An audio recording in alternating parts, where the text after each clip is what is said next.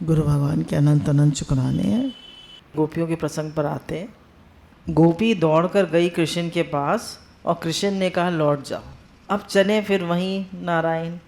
जैसे नाटक प्रारंभ हो, बिगुल बजे, रास लीला प्रारंभ हो रही है। दिव्य वृंदावन धाम जो अपने को कभी गुप्त नहीं करता, केवल अभक्त को नहीं दिखता। हम लोगों को दिखता है दिव्य वृंदावन, कह रहे हैं सबको दिखता है दिव्य वृंदावन, केवल अभक्त को नहीं दिखता। किस किस को दुर्गी माँ की कहानी याद है? दुर्गी माँ जो थी तो एक उनकी दोस्त मिलने आई उनके कमरे पर, तो उन्होंने कहा बहन तुम्हारा कमरा तो बहुत साफ रहता है। बोले कौन करता है सेवा? बोला देखो मेरा तो कोई है नहीं, मेरा मोह नहीं है, बस वही सब करता है। अब मेरा शरीर तो रहता नहीं है स्वस्थ, अब मुझसे तो कुछ होता नहीं है, मोह नहीं करता है सब। तो कन्हैया को वो मोहन कहती थी, वही सब करता था। तो वो आने लगी, उनकी जो मिलने वाली वो आने लगी, बोली अरे अरे यहाँ पैर मत रखना, यहाँ तो कमल खेल रहे। उसको लगा कि यहाँ तो कोई कमल नहीं खेल रहे, उन्हें कमल दिख रहे थे। क्यों? वो दिव्य वृंदावन देख रही थी। वृंदावन का मरम न जाने कोई, यहाँ डाल डाल और पात पात पर राधे राधे होए। तो वृंदावन का मरम न जाने कोई, यहाँ डाल डाल और पात पात पर राधे राधे होता है। कहने वृंदावन दिखाई पड़ता है भक्तों को और अभक्तों को नहीं दिखाई पड़ता। तो हम भक्त हुए या अभक्त हुए? जब तक हमको दिव्य वृंदावन नहीं दिखाई देता तो अभी हम अभक्त ही हैं। भक्त कौन होता है? जो एक मिनट भी भगवान को न छोड़, न बिसरे, न भूले। अभक्त हृदय में उसको देखने की आँख नहीं है, नहीं तो वृंदावन धाम अपने को कभी गुप्त नहीं करता, हमेशा प्रकट रहता है। कह रहे वृंदावन धाम जो है कभी अपने को गुप्त नहीं करता। वृंदावन धाम में भगवान की लीला नित्य चल रही है, आज भी चल रही है। हमें क्यों नहीं दिखाई दे रही? क्यों? हमारे पास आँख ही नहीं है देखने की। यही कहूँ श्याम काहू कुंज में फिरत होई है, भुज भरी भेंटबे को जिए उमगत है। आज भी इस समय भी है वह तमाल की हरियाली, वह कदम की डाली। अब कह रहे हैं आज भी वही तमाल के और कदम के वृक्ष हैं, उनकी डालियां हैं, उन पे राधा कृष्ण लीला कर रहे हैं। अब ये बता रहे हैं कणानंद जी कि हमारे आनंद वृंदावन में जो इनका वो है आश्रम है, उसमें बगीचे में कदम का वृक्ष था, उसकी डाल पर हम लोग झूला डालकर झूलते थे, और उड़िया बाबा जी महाराज भी झूलते थे उस पर, और कभी कभी हम भी झूलते थे। तो श्री ठाकुर जी महाराज उस पर राधा के संग हिंडोला झूलते। यहूँ कहूँ शाम कहूँ कुंज में फेरत होई है। कह रहे हैं शाम जो है वो इन्हीं कुंजों में आज भी फिरते हैं। वृंदावन जो है उसमें निरे कुंज हैं, निरे बगीचे। आजकल तो अब आज तो वृंदावन को बिल्डिंग की बिल्डिंग बन गई, पर पहले इसमें वृंदावन क्यों कहते हैं? कुंज ही कुंज थे। सेवा कुंज में जाओ तो बताते हैं ठाकुर जी माखन खाकर हाथ यहाँ पहुँच देते थे। यहाँ कदम चिकना है, कह रहे माखन खाया और पेड़ से हाथ पहुँच देते थे, तो वहाँ कदम जो है वो चिकने हैं। कह रहे हमारे यहाँ जो कदम का वृक्ष है उसमें बने बनाए दो निकलते हैं, बनाने नहीं पड़ते। उन पर माखन लेकर दही लेकर ठाकुर जी खाते थे, उन पर माखन और दही लेकर ठाकुर जी खाते थे। ये तो ठाकुर जी की लीला है, यहाँ 5000 वर्ष पुरानी नहीं है, ये तो आज भी देखने की है। कह रहे ये लीला तुम वृंदावन में जाओ तो खाली चाट पकौड़ी मत खाना, वहाँ जाकर भगवान की लीला आज भी देखने को मिलती, आज भी वहाँ पे लीला देखने को मिलती है। मन होता है कि दोनों हाथ से, कह रहे हैं अब यहीं कहूँ शाम कहूँ कुंज में फिरत होई है, भुज भरी भेंटबे को मन उमगत है। कह रहे मन हमारा होता है कि यहीं कहीं शाम घूम रहे होंगे, हम उनको दोनों हाथों से पकड़ के हृदय से लगा लें। वह यमुना तीर, वह बालुकमय पुलिन, वह कदम कुंज, वह तमाल वृक्षों की पंक्ति, वह मोर चकोर, वह चांदनी छिटकती हुई, नारायण पीतांबरधारी मुरली मनोहर, बादल जैसा शरीर जिसको देखकर गौएं दौड़ती हैं। कह रहे हैं कृष्ण का शरीर कैसा है? सांवला बादल जैसा। उसको देखकर गौएं दौड़ती हैं कि ये तो यमुना का जल है, क्या करें, पी लें। मोर नाचने लगते हैं क्योंकि इसकी वंशी ध्वनि बादलों की मधुर मधुर गर्जना समझते हैं। जब वंशी ध्वनि बजती है तो उनको लगता है बादल गरज रहे। चलो वृंदावन चलो, चलो सखी वाम कुंज की ओर। चलिए हम अपने मन को वृंदावन की ओर ले चलते हैं। अब गोपियों का प्रसंग आता है। वह गोपी आ रही है, वह गोपी आ रही है, वह गोपी आ रही है।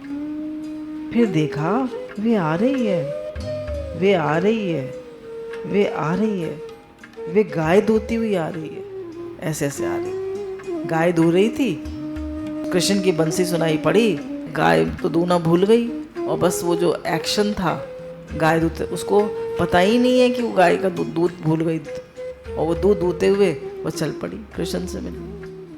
उसकी मुद्रा दोनों हाथों हाथ वैसे हैं जो का त्यों चली आ रही है, गिरती पड़ती, बाल खुले, कपड़े गिरे हुए, पाँव कहाँ गिरते हैं पता ही नहीं। बोले ऐसी गोपियाँ भगवान के प्रेम में अपने शरीर को, अपने देह भाव, जीव भाव को सबको भूल गई और बस चल पड़ी। महाराज कृष्ण अद्भुत हैं, इनको अद्भुत कर्मा बोलते हैं। अक्लिष्ट कर्मा रामचंद्र भगवान का नाम है और श्री कृष्ण चंद्र नाम है अद्भुत कर्मा का। ये दोनों विशेषण है संस्कृत में, साहित्य में। रामचंद्र को कहते हैं कि वे अविद्या, अस्मिता, राग, द्वेष, अभिनिवेश से युक्त कर्म नहीं करते। रामचंद्र जी जो हैं वो तो मर्यादा पुरुषोत्तम है और कृष्ण जी जो हैं वो लीला पुरुषोत्तम है। तो रामचंद्र जी जो हैं वो अविद्या, अस्मिता, राग, द्वेष और अभिनिवेश से युक्त कर्म नहीं करते। और कृष्ण कहते हैं अद्भुत कर्मा। देखो तो अविद्या देखो, अस्मिता देखो, राग देखो, द्वेष देखो, अभिनिवेश देखो, सब कुछ, परंतु असल में उनका कुछ नहीं। कह रहे हैं वो सब दिल लगता है वो सब कर्मों में कर रहे हैं सब कर्म, पर वो असल में करते कुछ नहीं, वो करते हुए भी सब अकर्ता है। अद्भुत जादू का खेल दिखाते हैं कृष्ण। लगता है कि भगवान का गोपियों से बड़ा स्नेह है, पर ऐसा कुछ नहीं है। गोपियों को बुलाया भी और फिर कह दिया जाओ लौट जाओ।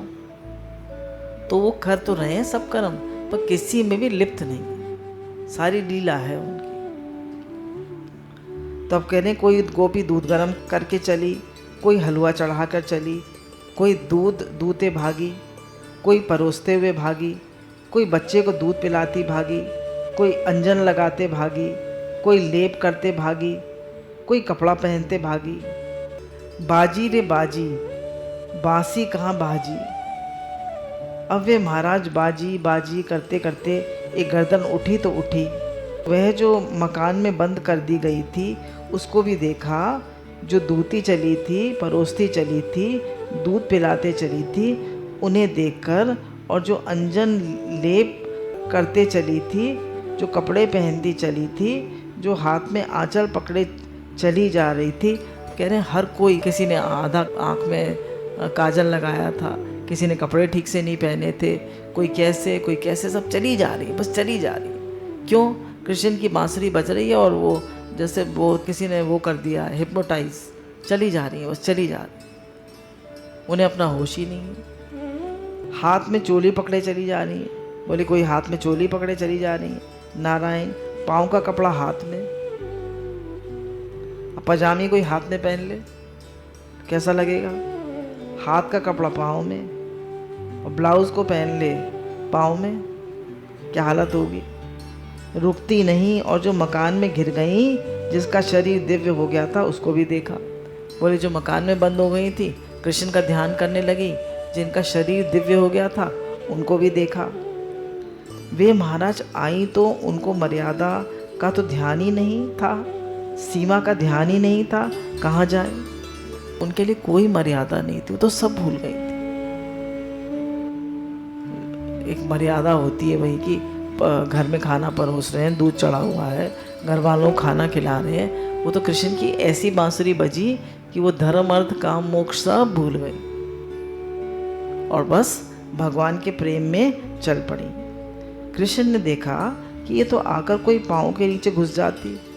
अब कृष्ण ने देखा कि ये लोग इतनी प्रेम में हैं कि अगर मैं इनको रोकूंगा नहीं तो कोई पाँव के नीचे आकर घुस जाएगी, कोई कंधे पे चढ़ जाएगी, कोई पीठ से चिपक जाएगी। ये तो बिल्कुल चींटी की तरह आकर हमारे शरीर से चिपक जाएगी। इनके पास आसक्ति की गोंद है, छुड़ाई नहीं छूटेगी। बोले इनके सब आसक्त हो रही हैं, अभी क्या करना चाहिए? राग है ना, एक पूर्व राग होता है, एक उत्तर राग होता है। पूर्व राग में बांसुरी सुनती थी, उत्तर राग में कृष्ण के पास पहुंच गई है ना। पहले का जो प्रेम था उसने बांसुरी सुनी और अब कृष्ण के पास आ गई। महाराज अब तो वे पहुंची, देखा भगवान, भगवान ने अरे बाबा उनसे अब कैसे छूटे। भगवान ने कहा ये तो सब आ गई मेरे पास, बुलाया तो था मैंने, पर अब ये तो सब आ गई, अब ये मुझसे चिपकेंगी, अब क्या करूं? तो बांसुरी हटा दी, क्योंकि बांसुरी तो बुलाती है, कहाँ तक बुलाएगी? वे तो आँख मिले तब भी बुलावे, सांस से सांस मिल जाए तो भी बुलावे, त्वचा से त्वचा मिल जाए तो भी बुलावे, कहाँ तक बुलावे ये बांसुरी? भगवान ने बांसुरी को अलग किया। कह रहे बांसुरी जो होती है वो मुखर है, मुखर मतलब जो बोलता ही रहे। एक बार वो होठों से लग गई तो बोलती ही जाएगी बस। समझ रही है ना बांसुरी? किसी किसी का स्वभाव होता है बोलता ही जाता है, बोलता ही जाता है, बोलता ही जाता है। बांसुरी ने अपनी जड़ता खूब फायदा उठाया। वे साक्षात सरस्वती है। ये तो कृष्ण के रूप सौंदर्य उनके प्रेम पर जब मोहित हो गई तो जड़ हो गई। अब इन गोपियों के लिए बुलाने की ज़रूरत नहीं है। भगवान ने कहा अब इन गोपियों को बुलाने की ज़रूरत नहीं है, अब ये तो आ गई। बांसुरी बजा दी हमने, अब ये तो आ गई। अब इनको बांसुरी की ज़रूरत नहीं, इनको गुरु की ज़रूरत नहीं, अब इनको दूध की आवश्यकता नहीं, अब कोई बीच में तीसरे रहने की ज़रूरत नहीं, अब सीधे सीधे बात करने की ज़रूरत है। अब भगवान कह रहे हैं इनसे डायरेक्ट बात करो। क्यों आई हैं, किस लिए आई हैं? देखो, श्रृंगार रस का प्रभाव ये है कि उसमें पुरुष जो है वह अपनी ओर से मिलने के लिए उत्सुक होवे, वो गृहस्थता करे और स्त्री दुर्लभ होवे, माननीय होवे। ये श्रृंगार की साहित्यिक मर्यादा है, तभी श्रृंगार समृद्ध है। यहाँ उल्टा हो गया। कह रहे श्रृंगार रस में क्या होता है कि पुरुष उत्सुक होता है मिलने के लिए और स्त्री जो होती है वो थोड़ा मान दिखाती है, थोड़ा दुर्लभ होती है। कह रहे यहाँ उल्टा हो गया। स्त्रियाँ जो हैं, गोपियाँ, वो तो मिलने के लिए उत्सुक हैं और कृष्ण जी जो हैं वो कहते हैं अब कैसे भैया, वो जो श्रृंगार रस है वो भी तो ठीक होना चाहिए ना। अब कृष्ण जी कह रहे हैं एक को तो दुर्लभ होना चाहिए, या तो स्त्रियाँ दुर्लभ हो या पुरुष दुर्लभ हो। चलो मैं दुर्लभ हो जाता, तभी तो श्रृंगार रस बनेगा। उत्सुकता आ गई गोपी में, व्याकुलता आ गई गोपी में, उत्कंठा आ गई गोपी में, सब चीज़ें आ गई, व्याकुलता, उत्कंठा। बोले गोपियों का जो व्याकुलता है, इतनी व्याकुलता है, इतना विरह है उन्हें कृष्ण से मिलने का। राधा रानी के बारे में कहा जाता है इतना विरह है कि उस विरह का अगर 1/100वां भाग भी लेकर संसार में डाल दिया जाए तो पूरा संसार जल जाए, इतना विरह है। हमें तो बिल्कुल उसका 0.00001% भी नहीं है। श्रृंगार रस की दृष्टि इस स्थिति को बहुत अच्छा नहीं मानते, रसाभास हो जाएगा। कह रहे श्रृंगार रस में स्थिति को बहुत अच्छा नहीं मानते कि स्त्री उत्सुक हो और पुरुष जो है वो उत्सुक ना हो। ज़्यादातर पुरुष उत्सुक होते मिलने के लिए और स्त्री अपना ठीक है। तो भगवान ने कहा हमारी लीला में रसाभास भला क्यों होगा, आओ रस बनाते हैं। भगवान ने कहा रसाभास नहीं होना चाहिए, रस में विघ्न नहीं आनी चाहिए, चलो रस बनाते हैं। अब रस कैसे बनाएंगे? कैसे कि तुम सब सुलभ हो गई, हम दुर्लभ हो जाएंगे। बोले गोपियाँ तो सब उत्सुक हैं मिलने के लिए, अब कृष्ण जी बोले मैं दुर्लभ हो जाता हूँ, तभी तो रस होगा। बिना व्याकुलता के, बिना तड़प के रस नहीं होता है। अब आज आपको बड़ी व्याकुलता होगी पानी पीने की, हैं? आज जिन्होंने वो रखा है निर्जला एकादशी व्रत, उनको व्याकुलता होगी ना पानी पीने की। और रोज सुलभ है जल, तो काय की व्याकुलता, जब चाहे पानी पी लो। पर आज व्याकुलता होगी, तो उन्होंने कहा एक को दुर्लभ हो जाना चाहिए। तब वह जो प्यास जगती है ना, प्यास ही रस को रस बनाती है। कह रहे हैं जब किसी चीज़ से मिलने की प्यास होती है ना, प्यास से ही रस आता है। आज एक घूंट पानी का भी रस है। ऐसे ही जब हमारे हृदय में तड़प होती है, मिलने की चाह होती है, तब वो प्यास जो है उसी से रस आता है। बिना प्यास के रस नहीं आता। भगवान से मिलने की प्यास ना हो तो रस नहीं आता है। तब वह जो प्यास जगती है ना, प्यास ही रस को रस बनाती है। सुलभता में प्यास नहीं होती है, सुलभता में प्यास बढ़ती नहीं है। कहने सुलभ हो चीज़ आसानी से मिल जाए तो उसमें प्यास नहीं बढ़ती। जब लोग शुरू में पैसा कमाते हैं और एक कोई चीज़ खरीद के लाते हैं तो वो चीज़ कितनी बढ़िया लगती है, उसकी कितनी वैल्यू होती है ना। और जब बाद में बहुत सारी चीज़ें हो जाती हैं तो उस पहली चीज़ की कोई वैल्यू रह जाती है? कुछ नहीं। तो कह रहे हैं सुलभता में वैल्यू नहीं रहती है। जब रोज़ हमें कोई चीज़ मिलती है तो उसकी कोई वैल्यू नहीं रहती। पर जब चीज़ दुर्लभ होती है तो भगवान चाह रहे हैं कि मैं दुर्लभ हो जाऊँ।